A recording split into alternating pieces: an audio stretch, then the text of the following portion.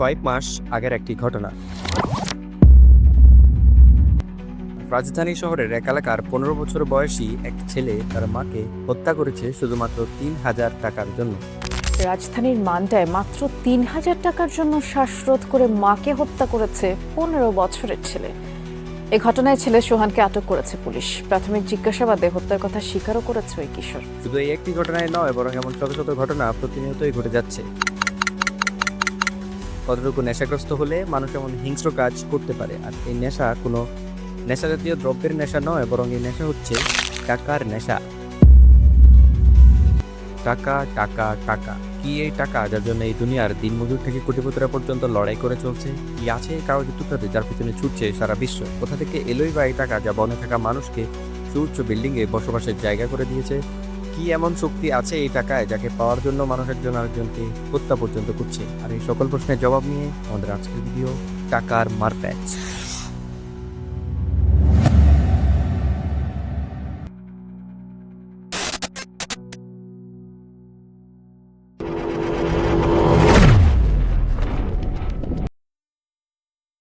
বাংলাদেশের বর্তমান মুদ্রা টাকা মূলত স্বাধীনতার পর চালু হয়, তবে এর আগেও দেশের বিভিন্ন সময়ে বিভিন্ন মুদ্রা ব্যবহার হতো।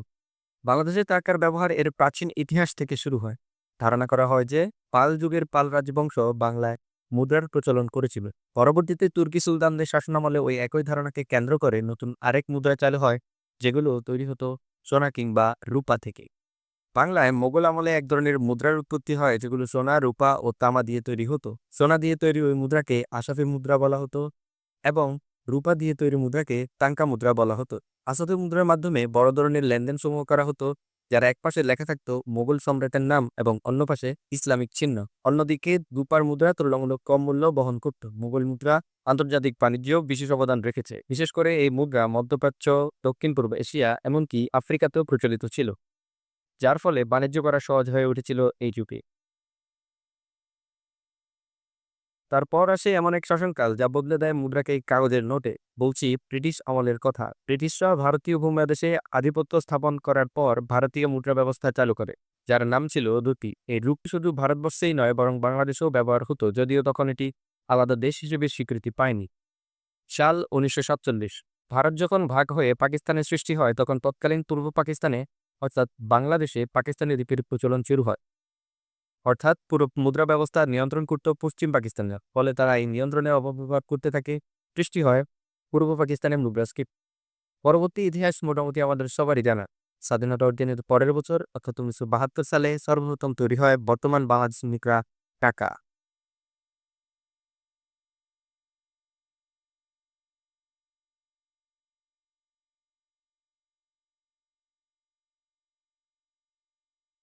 টাকাকে আপাত দৃষ্টিতে কাগজের টুকরা মনে হলেও এর এমন এক অনন্য বৈশিষ্ট্য রয়েছে যা একে অন্যান্য কাগজের টুকরা থেকে আলাদা করেছে।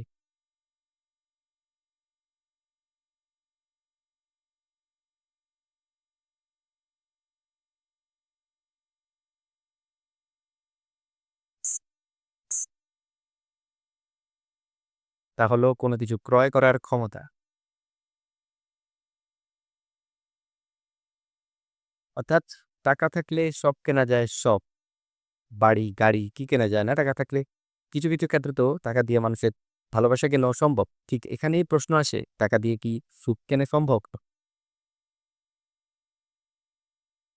দ্য সাইকোলজি অফ মানি গ্রন্থের লেখক অধ্যাপক মর্গান হসেলের মতে টাকা সুখ আনতে পারে না, তবে এটি জীবনের অনেক সমস্যার সমাধান করতে সহায়তা করতে পারে।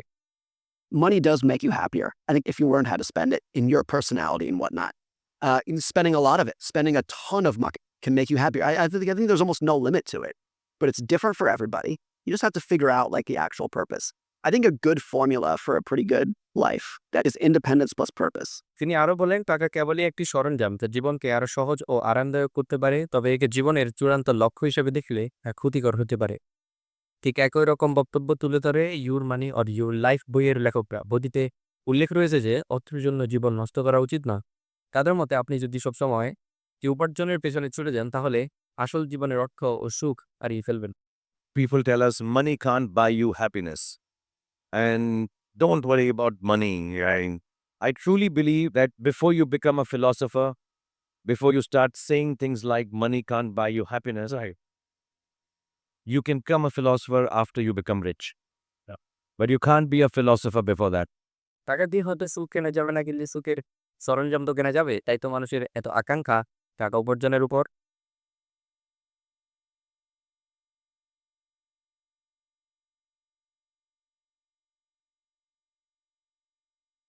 টাকার উপর আপনার দৃষ্টিভঙ্গি নির্ভর করবে আপনি ধনী হবেন নাকি গরিব হবেন।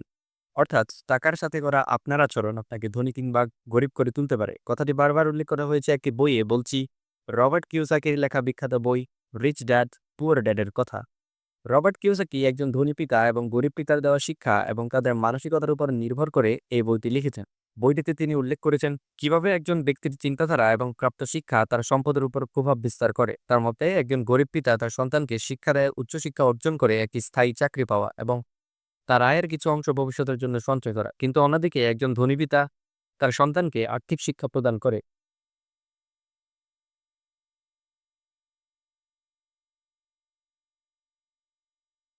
তাকে শেখায় উপার্জিত টাকা জমিয়ে না রেখে বিনিয়োগে আগ্রহী হওয়া। ঠিক গরিব পিতার মতো স্কুলে আমাদের শেখানো হয় ভালো চাকরি পেতে হলে পড়তে হবে, কিন্তু স্কুলে কেউ শেখায় না কিভাবে টাকা ম্যানেজ করতে হয়, কিভাবে বিনিয়োগ করতে হয়, কিভাবে সম্পদ করতে হয়।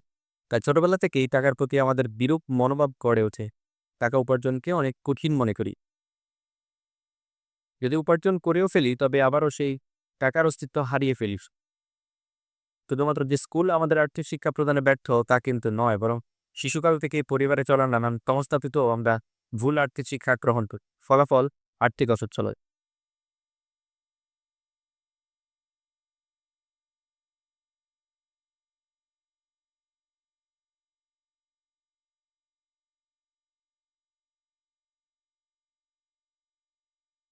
টাকা পয়সা কিংবা ধন সম্পদ কি কি উপায়ে অর্জন করা সম্ভব তা হয়তো সবারই জানা। কেউ করছে চাকরি, তো কেউ করছে ব্যবসা। প্রত্যেকেই তাদের নিজ নিজ স্থান থেকে ছুটছে অর্থ উপার্জনের পেছনে। এই টাকার পেছনে ছোটা হয়তো কখনো শেষ হবে না, কিন্তু এই জার্নিটাকে আরো সহজ করা যাবে যদি জানা থাকে মানি ম্যানেজমেন্ট। মানি ম্যানেজমেন্ট এমন একটা বিষয় যা আপনাকে টাকার সঠিক ব্যবহার করতে শেখায়। তাই তো কিওসাকি বারবার বলেছেন যে সঠিক আর্থিক শিক্ষা ছাড়া আপনি কখনোই ধনী হতে পারবেন না। অর্থ ব্যবস্থাপনা শিখতে হবে এবং এটি শুধুমাত্র অর্থ উপার্জন করা বা সঞ্চয় করা নয়, বরং এটি শিখতে হবে কিভাবে এটি কাজ করে, কিভাবে একে বিনিয়োগ করা যায় এবং কিভাবে প্যাসিভ ইনকাম তৈরি করা যায়।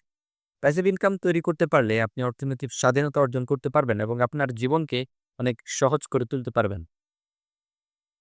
বলে রাখা প্রয়োজন যে প্যাসিভ ইনকাম হলো এমন এক আয় পদ্ধতি যার মাধ্যমে কোনো রকম কাজ করা ছাড়াও অর্থ উপার্জন করা যায়। এখন আপনার মাথায় হয়তো প্রশ্ন আসতে পারে যে কাজ না করেও কি টাকা উপার্জন করা সম্ভব? হ্যাঁ, সম্ভব।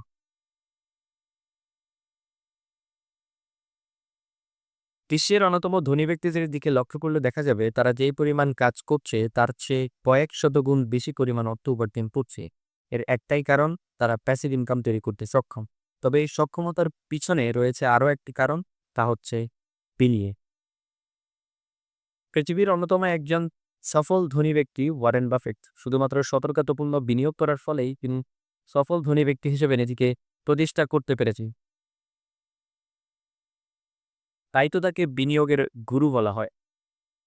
এখন আপনি হয়তো বিনিয়োগের মাধ্যমে ওয়ারেন বাফেটের মতো ধনী হতে চান, তবে আমাদের দেশে বিনিয়োগ করার তেমন সুব্যবস্থা না থাকায় অনেকেই এতে ব্যর্থ হবেন। তবে আমরা চাইলেই সহজ সরল খাতে আমাদের অর্থ বিনিয়োগ করতে পারি। তবে এই বিষয়টি বুঝতে হলে তার আগে আমাদের বুঝতে হবে সম্পদ এবং দায় সম্পদ।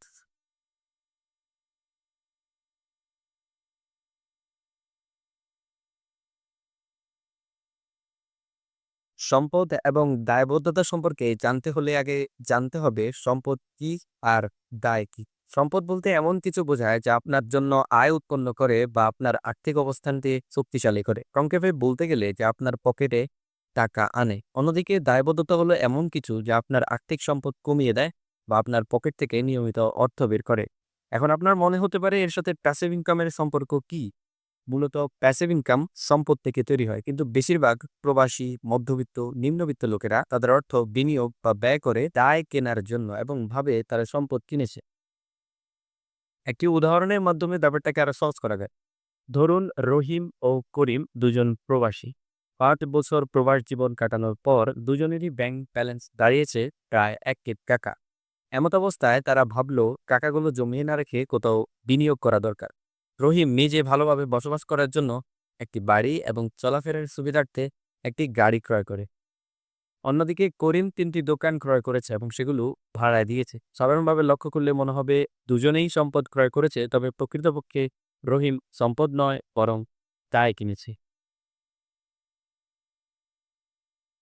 কেননা গাড়ির জ্বালানি ও তেল এবং বাড়ির অন্যান্য আনুষঙ্গিক খরচ বাবদ প্রতিনিয়তই তাকে ব্যয় করতে হচ্ছে। আরেকদিকে করিম কোনো রকম ব্যয় বহন করা ছাড়াই প্রতি মাসে নির্দিষ্ট একটি অ্যামাউন্ট অর্জন করছে। অর্থাৎ যদি একটি দোকান ২০,০০০ টাকা করে ভাড়া দেওয়া হয়, তবে মাস শেষে সে পাবে ৬০,০০০ টাকা। এমনকি সে চাইলে আর ওই টাকা অন্য আরেক খাতে বিনিয়োগ বা ব্যয় করতে পারে।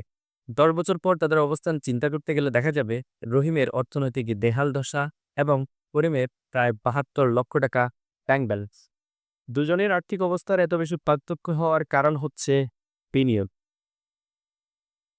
অর্থাৎ রহিম সঠিক বিনিয়োগ করতে ব্যর্থ, কিন্তু করিম সতর্কতাপূর্ণ বিনিয়োগের ফলে আর্থনৈতিক সফলতা অর্জন দিচ্ছে। রহিমের মতোই আমাদের দেশে বেশিরভাগ মানুষ সামান্য সুখ শান্তি লাভের আশায় কর্মীর মতো দীর্ঘমেয়াদী সাফল্য অর্জনে ব্যর্থ হয়।